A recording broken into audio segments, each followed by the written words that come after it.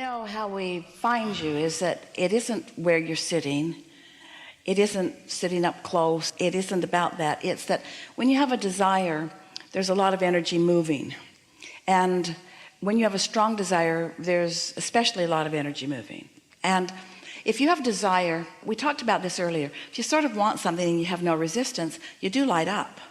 If you sort of want something and you have a lot of resistance, you don't light up so much.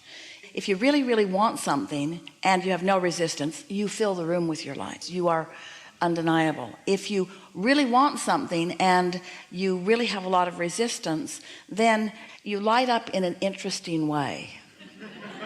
You light up in a sort of stressful way. But this is what we want you to hear. Your desire is the dominant factor.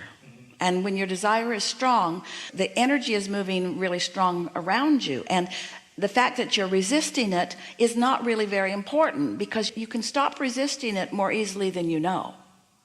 So we don't want you to try to be positive, because trying to be positive by offering positive vocabulary makes no difference really. It just makes it confusing for you or for someone listening in, because the universe isn't responding to your words. The universe is responding to your vibration. The universe is responding to how you feel. So we say this by way of wanting to help you settle down a little bit here, and also wanting you to feel glad about the power of your desire, because strong emotion, either positive or negative, means strong desire, and strong desire means a lot of non-physical energy involved, and that's always a good thing. It's kind of like if you pull a rubber band back, well, you're going in opposition to what you want, but when you let go of it, you're going to go far that way. And so it's a little bit like that. Yeah, things definitely happen. You don't have to explain what you want or where you are by what's happened. Is it possible to start the conversation from where you are and what you want? Is that possible? Yeah. Well, I've been very fortunate as far as things going my way. Maybe about 6 months ago, the founder of the company where I work gave me like a $15,000 increase in my salary, which put me $5,000 beyond my personal goal of what I considered to be wow salary. And so I'm living in New York, and I'm able to like live and just do whatever I want, you know? It's incredible. It's so far. Yeah. Your desires are going to expand beyond your ability to pay, and then another raise will... No doubt. I mean, it's already like that. Yeah. I can already see like the next apartment, right, you know, and all kinds of things like this. So yeah, that's true. So some of the discomfort I feel is because I kind of have this dual life experience where things are going well and I'm fortunate, etc.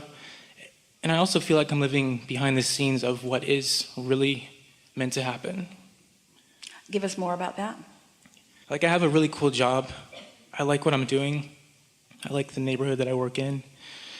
But there's like music and art, and it feels like almost. It hurts. So it feels to you that some aspects of your life are being allowed by you. Yeah. And some aspects of your life are not being allowed by you, and the not allowing is uncomfortable.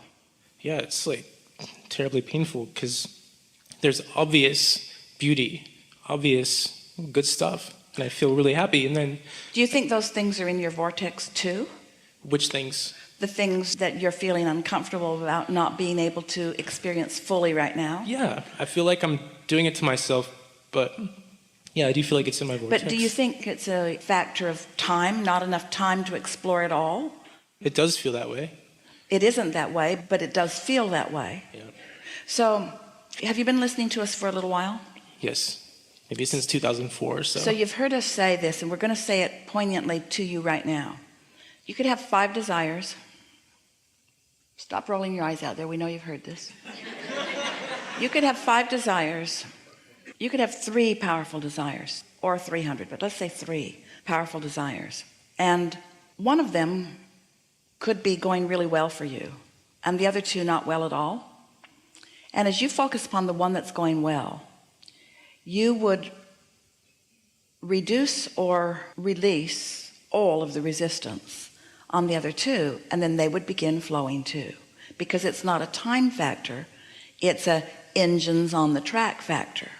So when you say, my work is going really well, engine there, and I love it so much, another engine, and I just got a wonderful increase in salary and in appreciation, engine, engine, engine, engine, engine. But then you say, but it's time consuming and I'm therefore deprived of other things that feel important to me, engine, engine, engine, engine. And so you don't let the energy really flow to all the aspects of your life. Now, just by your observation of the one factor that is going well, you can usually keep that one open, because you are like most people, you are trained to observe and therefore respond. So what you're observing that's going well, you keep it more open, but you don't let the other things open because you are in a place of resistance about them. So it seems logical that if you could feel good about the other two things in our example that aren't going well, that then they would all begin going well. But that is not the message that we're giving you. We're saying don't think about those two that you are feeling stress about, because the very fact that you feel stress, and actually you said it's painful, pain when you think about them means that the way you're thinking about them is hindering you. It's not just hindering all three aspects. It's hindering your alignment to source. It's hindering you being in the receptive mode. It's hindering you getting into that sweet spot. It's hindering you experiencing the thrill of everything opening up.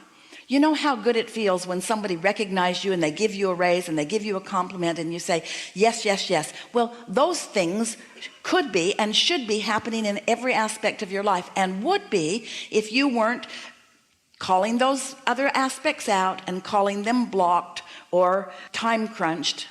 If we could convince all of you to think about the things that feel good and give the things that don't feel good a rest for a little while, those things that don't feel good would open up for you. They just would, because this is true. It can't be in your vortex without it being in the process of expanding. And it's only your self-conversation or your self-approach to it that's not letting it expand. There is no reason that this dynamic non-physical energy that is unfolding for you and giving you everything that you want, there's no reason for it to bless you in one regard and to not bless you in another. There's no reason for it. So we would like you to hear this. Oh, we're just going to give it to you in such a clear, blunt way. Your resistance is not just about those things you're feeling pain over. Your resistance is across the board, because whatever you're giving your attention to is causing resistance, and so it is sort of putting a damper on everything. That raise could have been so much more if you weren't doing that. And the one she gave me felt substantial. Well, we understand that, but what we're getting at, you've got the lid on everything. You've got the lid on everything because you're using what is working as your excuse for what isn't working, and what isn't working opposes what's in your vortex, and that's what the tug of war is about. And you have to just find a way to be happy anyway. That really is our message. And that's hard for people who believe that it is through their effort and focus that things are unfolding. And if we could just convince you, you unfolded it, it's in the vortex, your inner being unfolded it further, law of attraction unfolded it further, it's ready to pop for you, but for some reason you're not letting it pop because you're choosing to use your mind too much to think about how it needs to unfold.